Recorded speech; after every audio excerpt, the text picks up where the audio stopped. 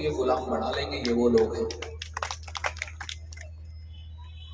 हमारे हजारों की संख्या में नौजवान आज रास्ते में हमें मिले, अभी भी यहां है, कलायत में भी मिले।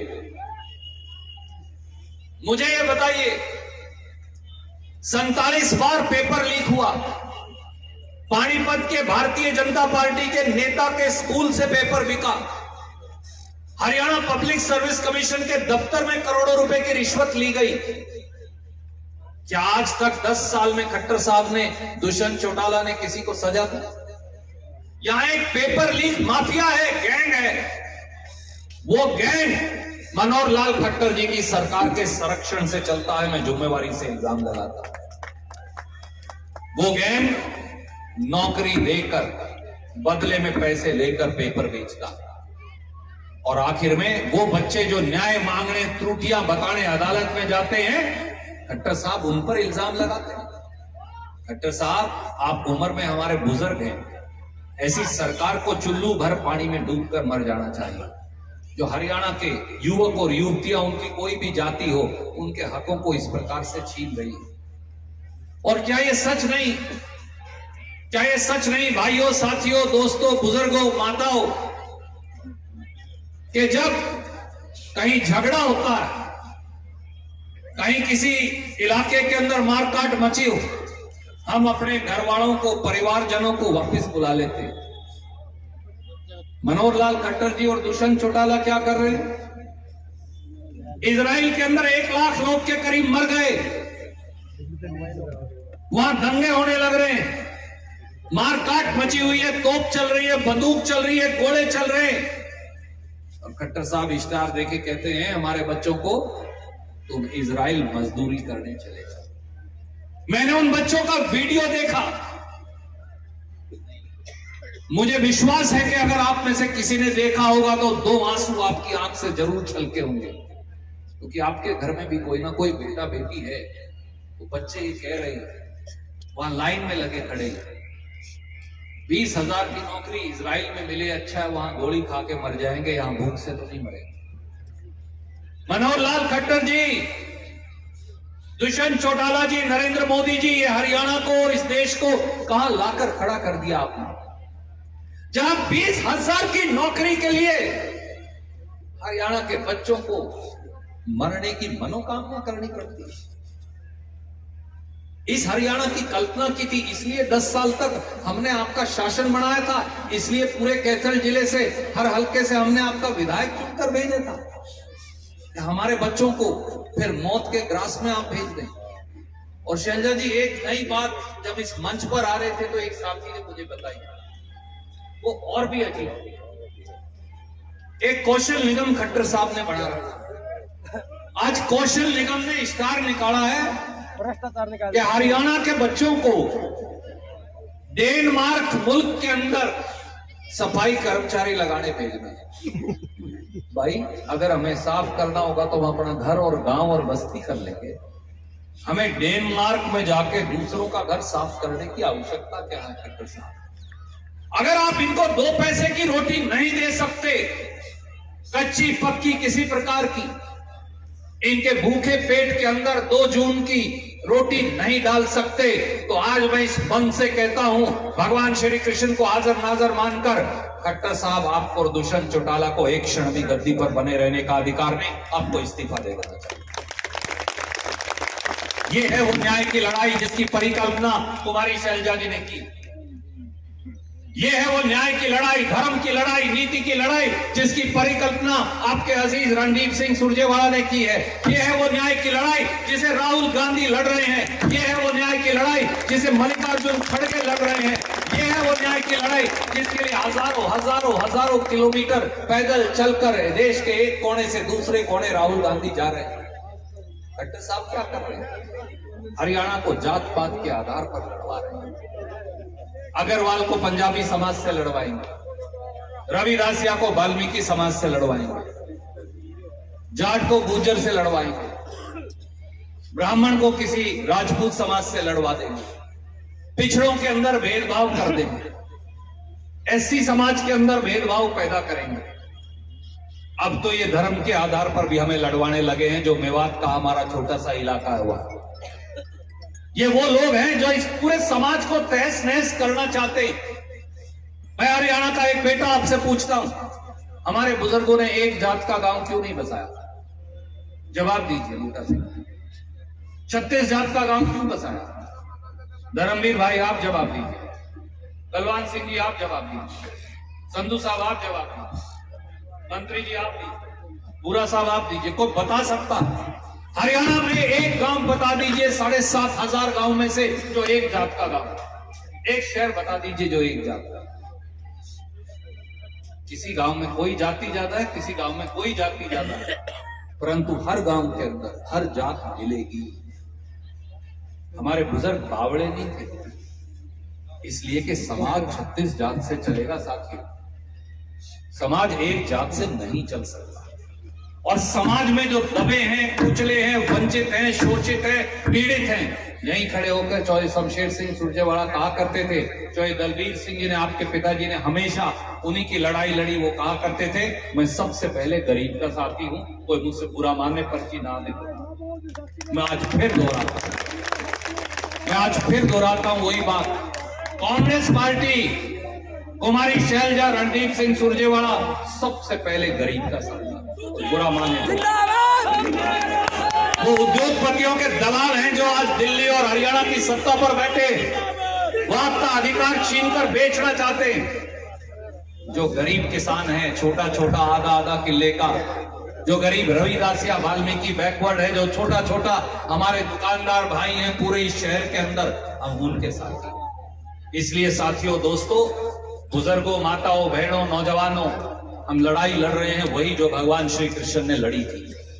उन्होंने भी न्याय की लड़ाई लड़ी। आज उन्हीं के अनुसरण से राहुल गांधी जी, कुमारी शैलजा जी, रणदीप और हम सब उसी न्याय की लड़ाई लड़ रहे हैं। मैं मेरी बात को विराम देते हुए केवल ये कहूंगा, अगर आपको लगता है कि हमारी बात के अंदर सच्चाई है, अगर आपको लगता है कि हम गरीब, छोटे किसान, छोटे दुकानदार, गरीब साथियों की पीड़ा को उजागर करते हैं, अगर आपको लगता है कि मेरे मुंह से निकला हर शब्द आपकी आत्मा को चीर कर जा रहा है, तो कसम है आपको उस प्रभु की जो आप मानते हैं, एक बार मुट्ठी खड़े करके कह दीजिए कि ये संघर्ष आगे बढ़ता है।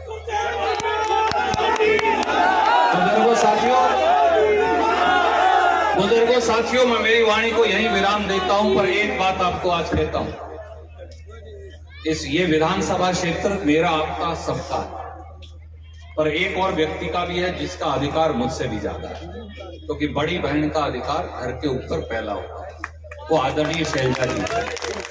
इसलिए मैंने कहा, बहन जी, आपका विधानसभा क्षेत्र भी है, आपका जिला भी है। वैसे भी कोई कैथल उकलाना के अंदर कोई ज्यादा अंतर नहीं है, एक ही इलाका है। मैं अब उनसे अनुरोध करूंगा कि वो आएंगे और अपनी बात आपको कहेंगे। आदरणीय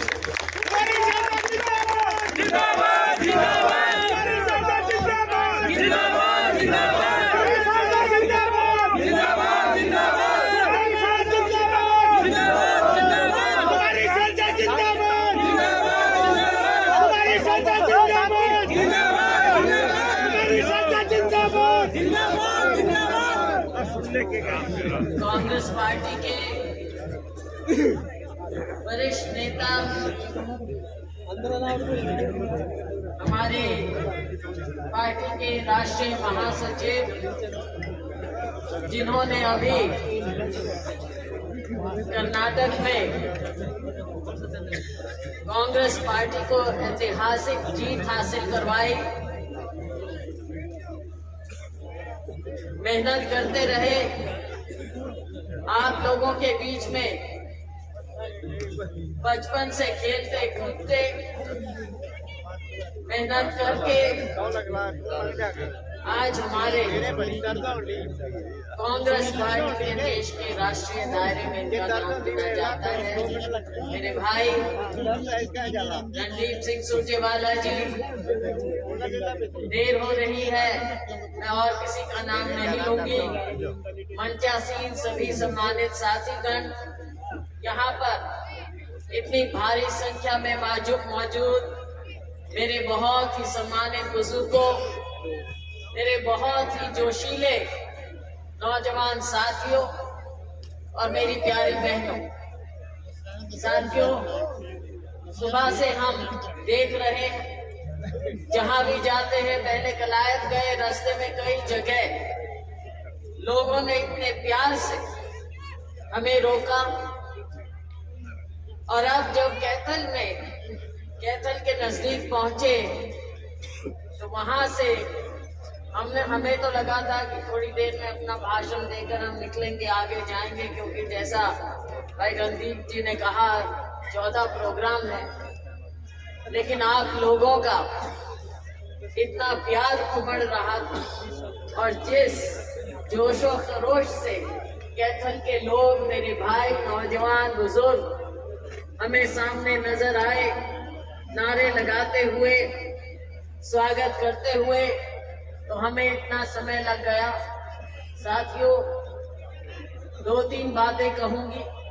भाई रणदीप जी ने बड़े तफसील से बताया, बातें तो बहुत सी हैं, लेकिन मूल बात यही है कि जो आज हम निकले हैं, भाई रणदीप जी, किरण चौधरी जी और मैं अपने असंख्य साथियों के साथ हरियाणा में जो ये यात्रा लेकर निकले हैं, आप इसका मकसद समझ सकते हैं और आप सियासी लोग अच्छी तरह से समझते हैं। राहुल गांधी जी जिस तरह से निकले, ये न्याय की यात्रा लेकर, और साथियों ये तो नगरी ऐसी, न्याय की लड़ाई की नींव आप लोगों ने कैथल से रखी है भगवान श्री कृष्ण जी की महाभारत के समय से।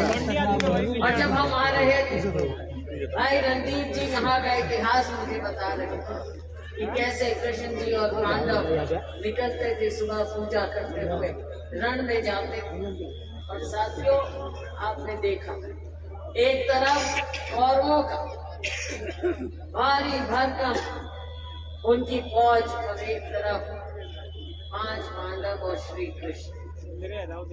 न्याय यही होता है, हमने तब से सीखा कि न्याय के साथ जहां जो खड़ा होगा जीत उसकी होगी। दूसरी तरफ कितना ही बल नजर आए, लेकिन अंतिम जीत जो सच्चाई के साथ खड़ा है उसकी होगी। पांडव क्या थे? 5 गांव भी नहीं, गरीब, उस समय का गरीब पांडव।